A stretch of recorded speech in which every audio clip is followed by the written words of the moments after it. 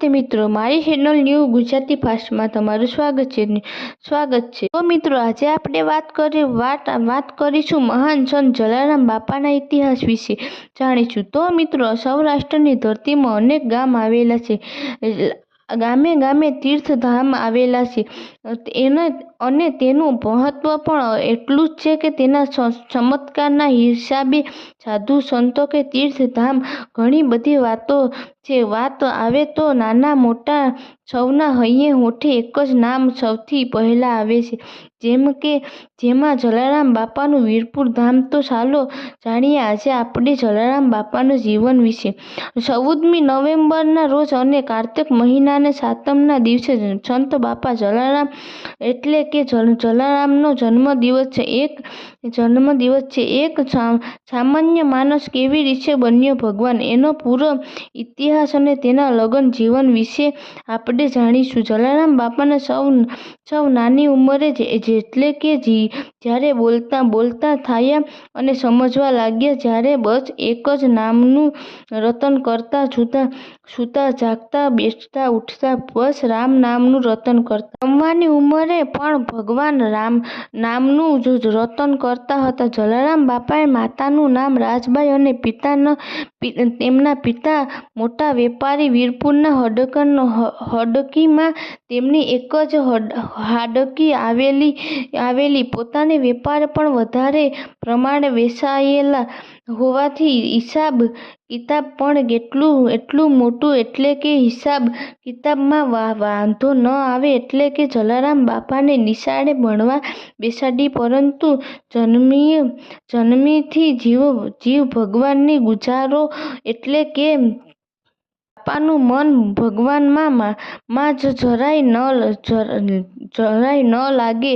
જેવા જલારામ બાપાનો જનોઈ આપી તરત જ તેમને વેપારીમાં બેસાડી દીધા। બાપાનો સાધુ સંતો સાથે સત્સંગ કરવાની, ભૂખ્યા અને ભોજન અને તરસ્યાને પાણી પીવડાવવા એ જ તેમનો ધર્મ હતો।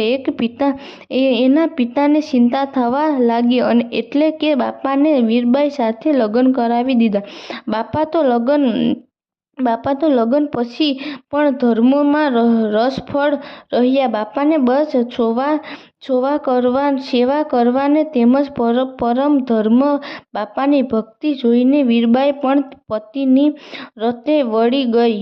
પત્નીની ખુશી ધર્મ સેવા કરવામાં તેમની ફરજ સમજીને વીરબાઈ પણ સાધુ સંતોની સેવા કરવા ને ભૂખ્યાને ભોજન અને તરસ્યાને પાણી પાતા। એક દિવસે તેમના પિતાને ગુસ્સો આવ્યો, બાપાને જુદા કરી દીધા। હવે બાપાને ભક્તિ કરવી આસાન બની ગઈ। જલારામ બાપા અને વીરબાઈએ ઉપડ્યા જાત્રા કરવા। ગામે ગામે જ્યારે જાત્રા કરીને પાછા આવ્યા, એક દિવસે જલારામ બાપાના પિતાએ બાપાને સમજાવ્યા, આવીને ભક્તિ તો ઘરે જ્યારે બેઠા થાય, ગામે ગામે જઈએ, જાત્રા કરીએ, ભક્તિ કરવાની છુથાર કીડીને કળ નાખીએ તોય પુણ્ય મળે ને કબૂતરને શણ નાખીએ તોય પુણ્ય મળે। તો ભક્તિ જ કરવી હોય તો તારે ઘરે જ કોઈને ભૂખ્યા સાધુને સંતને જમાડ દીકરા, ઘરનો ધંધો ના ખોટમાં ઉતાર। આમ ભક્તિ કરનાર પોતાના પિતાની વાત મનમાં ઉતારી બાપાએ ઘર સંતવત ચાલુ કરી દીધું। વીરબાઈએ રાંધેને બાયડા ભૂખ્યાને જમાડે, બંને પતિ પત્ની હરિ ગુણ ગાતા જાય, મજૂરી કરતા જાય। દિવસે દિવસે બાપાને ઘરે સાધુ સંતોને ભક્તો વધતા આવતા લાગ્યા। જલારામે બાપાને હસતે જમાડતા, રાગીત ગાતા। એક દિવસે જલારામ બાપાની ભક્તિ જોઈને ખુદ ભગવાન ને પણ જલારામ બાપાને પરીક્ષા કરવાનું મન થયું। ગઢડાને સાધુના રૂપમાં આવીને કહ્યું, મારે તો જમવું નથી, હું તો ભૂખ્યો નથી, પણ હું ઘરડો છું. મારે તો સેવા કરવા માટે તો તારી બાઈ જોઈએ છે. બાપા ક્યારે જવાબ આપે પહેલાં વીરબાઈ સાંભળ્યા ગયા અને સંત સાથે ચાલવા લાગ્યા. અને થોડે દૂર પહોંચીને ક્યારે વીરબાઈ ના હાથમાં જોડી લાકડી આપી